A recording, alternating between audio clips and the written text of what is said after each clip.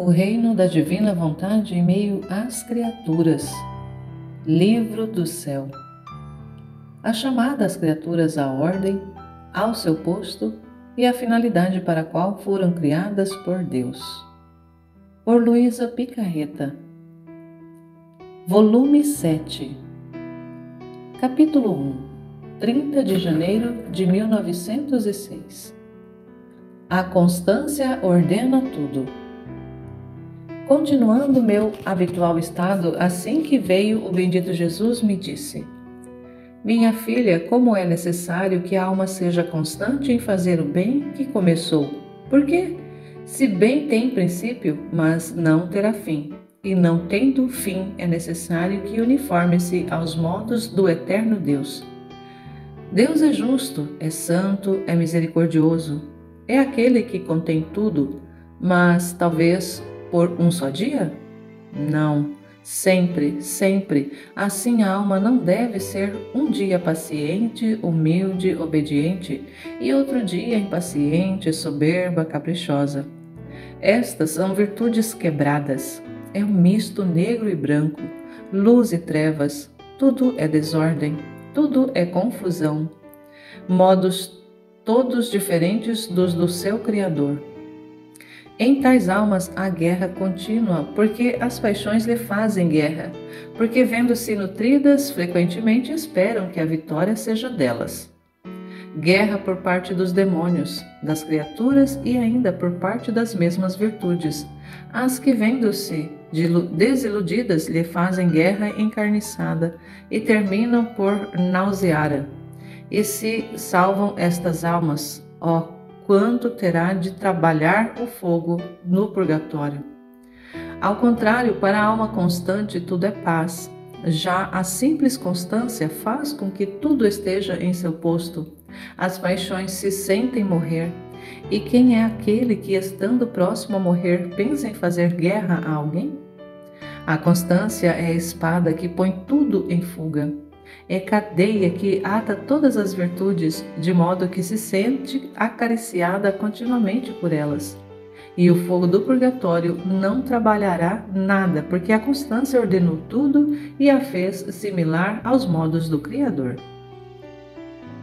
Capítulo 2, 9 de fevereiro de 1906. A união de nossas ações com as de Jesus é garantia de salvação. Continuando meu habitual estado, vi a sombra do bendito Jesus, todo aflito e quase em ato de mandar castigos. Eu, ao vê-lo, disse: no modo como está, quem poderá salvar-se, não só dos castigos, mas também da própria salvação? E ele, mudando aspecto, disse: minha filha, a união das obras humanas com as minhas é garantia para salvar-se, porque se duas pessoas trabalham no mesmo terreno, o trabalho naquele terreno é garantia de que ambas deverão colher. Assim, quem une suas obras com as minhas é como se trabalhasse em meu terreno. Portanto, não deveria colher no meu reino?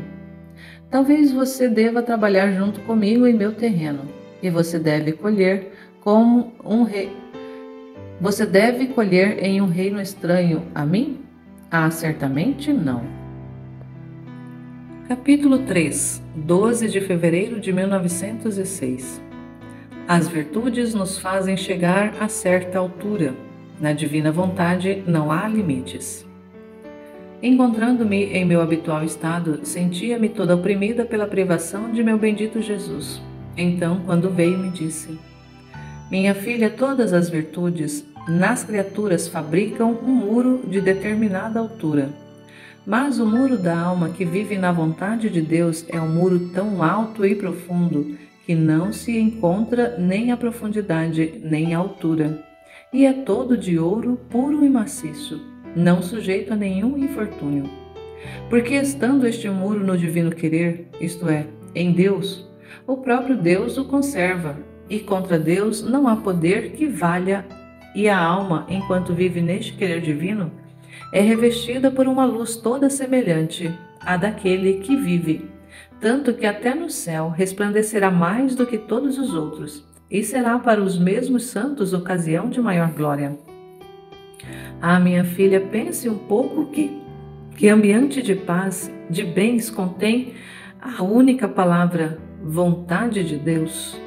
A alma, com o único pensamento de querer viver neste ambiente, já se sente mudada, sente um ar divino que a investe, sente perder seu ser humano, sente-se divinizada. De impaciente se torna paciente, de soberba, humilde, dócil, caritativa, obediente. Em suma, de pobre se faz rica. Todas as outras virtudes surgem para fazer coroa a este muro tão alto que não tem confins. Porque Deus não tem confins. A alma fica perdida em Deus e perde seus próprios confins, e adquire os confins da vontade de Deus. Capítulo 4, 23 de fevereiro de 1906. Como Jesus ficou pregado na cruz na vontade do Pai. Esta manhã estava pensando em Nosso Senhor no momento em que o pregavam na cruz e o estavam compadecendo. E o bendito Jesus me disse: minha filha, não foram só as mãos e os pés que foram pregados na cruz, mas todas as partículas de minha humanidade. Da alma e da divindade ficaram todas cravadas na vontade do Pai. Porque a crucificação foi vontade do Pai, por isso fiquei todo em sua vontade pregado e transmutado. Isto era necessário porque coisa é o pecado senão um retirar-se da vontade de Deus, de tudo o que é bom e santo que Deus nos deu, crer por si mesmo algo e ofender ao mesmo Criador? E eu, para reparar esta audácia e este ídolo próprio que se faz a criatura de si mesma, quis perder de todo a minha vontade e viver na vontade do Pai, à custa de grande sacrifício. Capítulo 5, 28 de fevereiro de 1906. A maior honra que a criatura pode dar a Deus é depender em tudo de sua graça divina. Modo como a graça se comunica. Esta manhã o bendito Jesus, assim que se fez ver, me disse: minha filha, a maior honra que a criatura pode dar a Deus como Criador é a de depender em tudo de sua vontade divina. E o Criador, vendo que a criatura faz seu dever de criatura para com o Criador, comunica-lhe sua graça. E enquanto dizia isto, saía uma luz de Jesus bendito e fazia-me compreender o modo como comunicava a graça. E eu compreendia assim, que a alma, por exemplo, sente nela um aniquilamento de si mesma, vê seu nada, sua miséria, inabilitada para fazer nem sequer uma sombra de bem. Agora, enquanto se sente neste estado, Deus comunica sua graça e a graça da verdade. Assim que a alma descobre em toda a verdade, sem engano, sem trevas, e então o que Deus é por natureza, verdade eterna, que não pode enganar nem ser enganado. A alma a torna por graça, ou seja, a alma sente um desapego das coisas da terra, vê sua fugacidade, sua instabilidade, vê como tudo é falso, toda podridão, que merecem ser aborrecidas em vez de amadas. Deus, enquanto a alma se sente neste estado, comunica sua graça, e a graça do verdadeiro amor e do amor eterno. Comunica sua beleza de tal modo que faz enlouquecer a alma amante, e a alma fica cheia de amor e da beleza de Deus. E então o que Deus é por natureza, amor e beleza eterna, a alma a torna por graça. E assim de todas as outras virtudes divinas. Porque se eu quisesse dizer tudo, seria muito longo. Só acrescento que a graça previne a alma, a excita, mas só se comunica e entra a tomar posse quando a alma mastiga essas verdades e como alimento as engole. Por isso, nem todos recebem os efeitos ditos acima.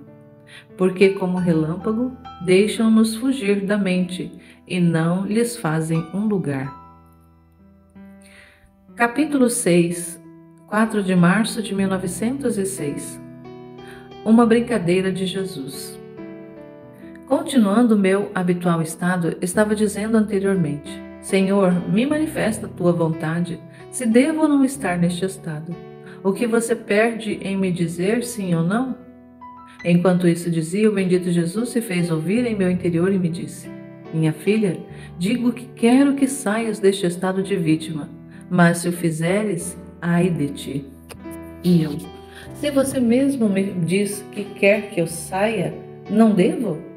E ele: Devo dizer-te, empurrar-te, agredir-te, e não deves fazê-lo, porque uma filha que está sempre com seu pai deve conhecer o temperamento do pai, o tempo, a causa.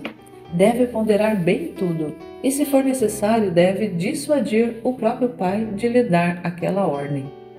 E eu: Não o fiz porque a obediência não quer. E ele, sem me dar tempo, e de permitir, pobre daquele que o faça. E se te permitir, pobre daquele que o faça. Ao ouvir isto, disse: Senhor, parece que desta vez queres tentar-me e causar-me tanta perturbação, e eu mesma não sei o que devo fazer. E ele: Quis brincar um pouco contigo. Os esposos nunca brincam uns com os outros? E eu não posso fazer o mesmo? Capítulo 7, 5 de março de 1906. Jesus pede que o console. Vê um homem a suicidar-se. Continuando meu habitual estado, encontrei-me fora de mim mesma, junto com o menino Jesus todo aflito. Eu, ao vê-lo tão aflito, disse: Meu querido, diz-me o que queres? Por que estás sofrendo? Para poder te aliviar. Então ele se pôs com o rosto em terra e rezava para que eu pudesse interpretar sua vontade, mas eu não entendia nada. Levantei-o da terra, beijei-o muitas vezes e lhe disse: Amado meu, não entendo que coisa queres. Queres que sofra a crucificação? E ele: Não. E ele pegou no meu braço, na mão dele, e desatou-me um punho da camisa. E eu vi isto e disse: Queres que o meu braço seja descoberto? Sinto muita pena, mas por seu amor me submeto. Enquanto fazia isto, via um homem que, levado pelo desespero e pela autoestima, se suicidava. E isto na nossa cidade. Então o menino me disse: Não posso conter tanta amargura, receba a sua parte. E derramou em minha boca um pouco de sua amargura. Eu corri até aquele homem para ajudá-lo a se arrepender do mal que tinha feito. Os demônios pegavam aquela alma e a jogavam no fogo. A viravam e a viravam como se a tivessem assando. Eu por 2 vezes a libertei e me encontrei em mim mesma rogando ao Senhor que usasse sua misericórdia com aquela desventurada alma. O bendito Jesus regressou com a coroa de espinhos e tão encaixada na cabeça que os espinhos pareciam que estavam até na boca, e me disse: Ah, minha filha, muitos não acreditam que os espinhos penetram até dentro da boca.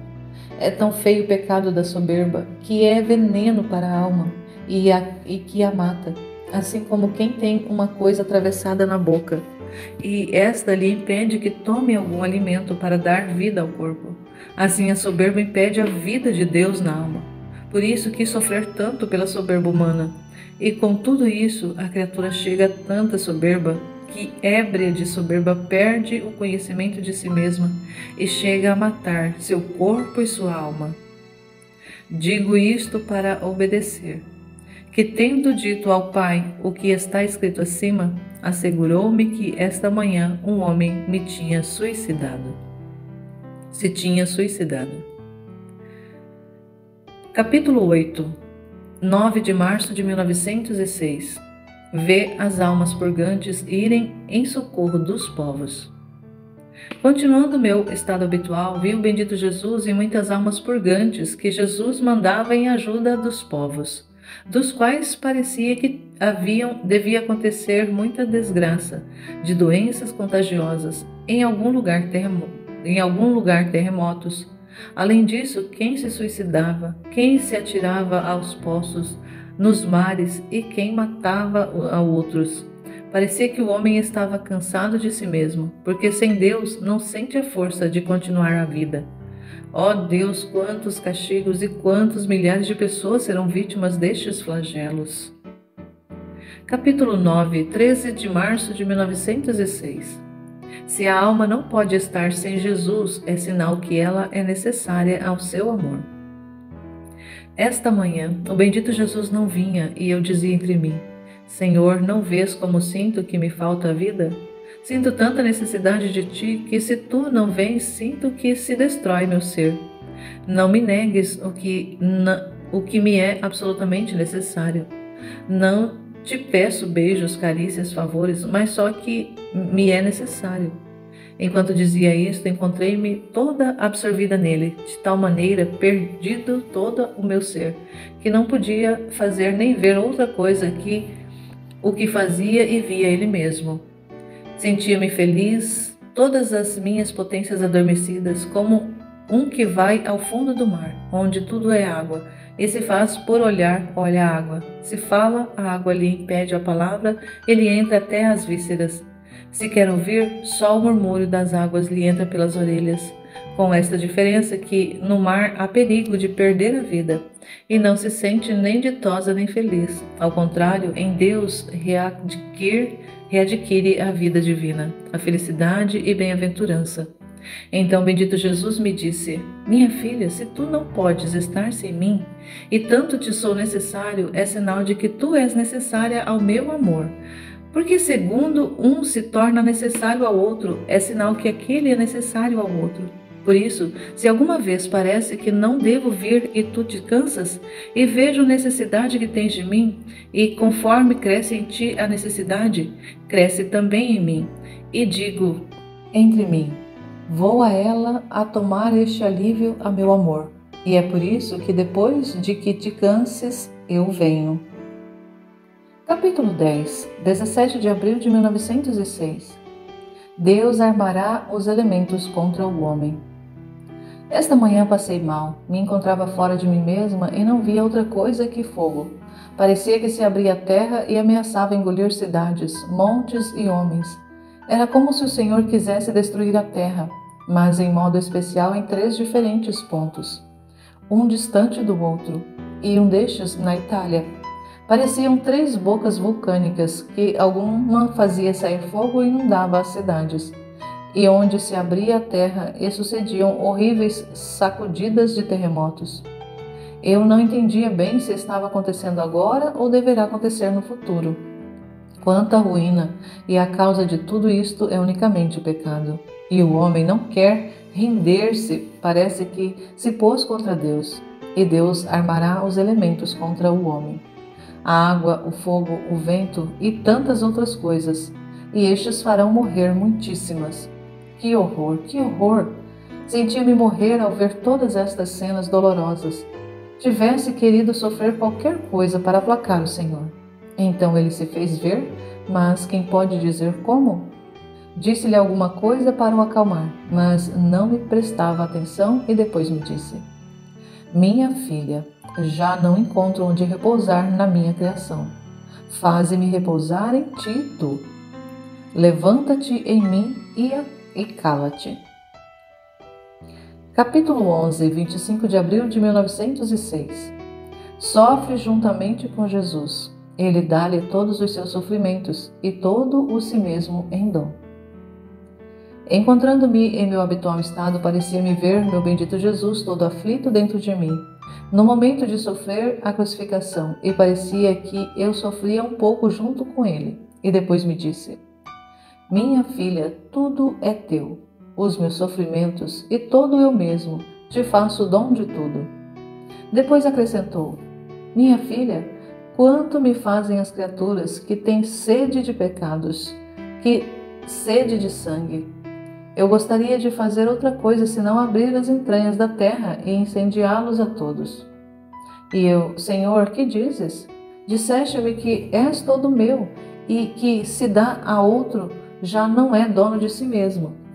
Eu não quero que faças isto, e tu não deves fazê-lo. Se queres satisfação de mim, faz-me sofrer o que quiseres. Estou disposta a tudo. Então senti-o dentro de mim como se tivesse atado, e ele repetia-me várias vezes: Deixa-me fazer, porque não posso mais. Deixa-me fazer, porque não posso mais. Eu repetia: Não quero, Senhor, não quero. Mas enquanto dizia isso, sentia meu coração se partir de ternura ao ver sua bondade tão condescendente para com uma alma pecadora como eu sou. Compreendia tantas coisas da bondade divina, mas não sei dizê-las bem. Capítulo 12, 26 de abril de 1906.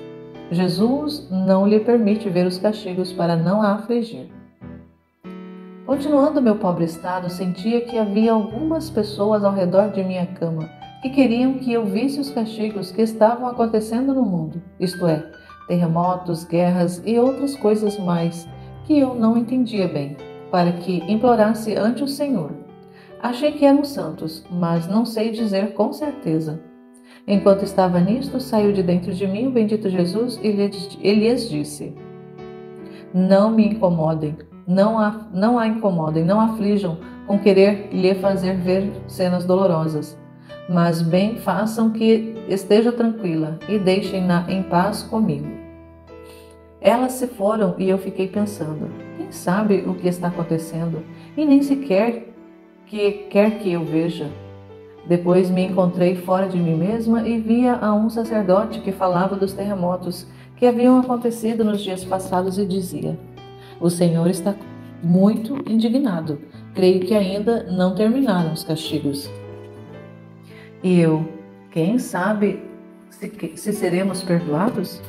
E ele, avivando-se, parecia que o coração lhe batia tão forte que eu o ouvia, e estes batimentos repercutiam no meu coração. Eu não compreendia quem era. Sentia-me comunicar-me, não sei o que, e aquele disse: Como podem acontecer coisas graves de ruína, de morrer pessoas, onde há um coração que ama por todos? No máximo você pode sentir alguma agitação, mas sem dano notável. Eu, ao ouvir um coração que ama por todos, me senti como zangada, e eu mesma não sei dizer como é que disse. O que diz? Um coração que ama por todos? Não só que ama por todos, mas repara por todos, que sofre, que agradece, que louva, que adora, que respeita a santa lei por todos. Porque eu não considero verdadeiro amor pela pessoa amada se não lhe der tudo o amor e toda a satisfação que todos os outros lhe deveriam dar, de modo que nessa pessoa possa encontrar todo o bem e o contentamento que deveria encontrar em todos. Ele, ao me escutar, mais se acendia, aproximava-se querendo me estreitar, e eu temia, sentia vergonha por ter falado assim. Meu coração, batido por seus batimentos, batia forte. Então parecia que ele se transformava como se fosse nosso Senhor, mas não sei dizer com certeza. E sem poder opor-me, limitou-me a si, dizendo: Todas as manhãs virei ter contigo e tomaremos o café da manhã juntos. Enquanto eu estava nisto, encontrei-me em mim mesma. Capítulo 13, 29 de abril de 1906. A alma vazia de tudo é como a água que corre sempre.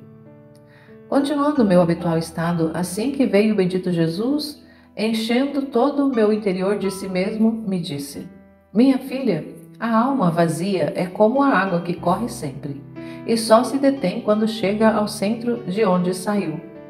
E assim como a água que não tem cor pode receber em si todas as cores que nela se refletiam, assim a alma vazia corre sempre para o centro divino de onde saiu, e só se detém quando chega a encher-se toda de Deus. Porque estando vazia, nada lhe escapa do ser divino. E como não tem cor própria, recebe em si todas as cores divinas. Agora, só a alma vazia, porque está vazia de tudo, compreende as coisas segundo a verdade, por exemplo, a preciosidade do sofrer, o verdadeiro bem da virtude, a única necessidade do eterno. Porque para amar uma coisa é de absoluta necessidade que se odeie a coisa contrária, a que se ama. E só a alma vazia é a que chega a tanta felicidade. Capítulo 14, 4 de maio de 1906. Temores e lágrimas da alma. Jesus lhe pede que seja mais precisa ao escrever. Estava muito aflita por não ter visto claramente a meu adorável Jesus, com o agregado de que o pensamento me dizia que Jesus, aquele que é minha vida, já não me amava. Ó Deus, que pena mortal sentia meu pobre coração Não sabia o que fazer para me libertar disto. Derramei lágrimas amargas e, para me libertar, disse: Não me amas mais. Mas, a despeito de que ele não me ama mais, o amarei mais que antes. Escrevi isto para obedecer. Depois de muito esperar, veio e punha minhas lágrimas sobre seu rosto. Eu não entendia bem o porquê, mas me parecia que, como aquele pensamento me tinha estimulado e quase empurrada a amá-lo demais. Ele, condescendendo, por isso me disse: Como? Não te amo? Amo-te tanto que até das tuas lágrimas devo conta e as levo sobre o meu rosto para a minha alegria. Depois acrescentou: Minha filha, quero que seja mais precisa, mais exata, que manifeste tudo ao escrever, porque muita coisa as omite, embora você as tome sem escrever, mas muitas servirão para os outros. Eu, ao ouvir isto, fiquei confusa, porque certamente o faço, mas é tanta repugnância de escrever que só os milagres que sabe fazer a obediência pode me vencer. Porque de minha vontade não seria boa para escrever nem sequer uma vírgula. Seja tudo para a glória de Deus e para a minha confusão.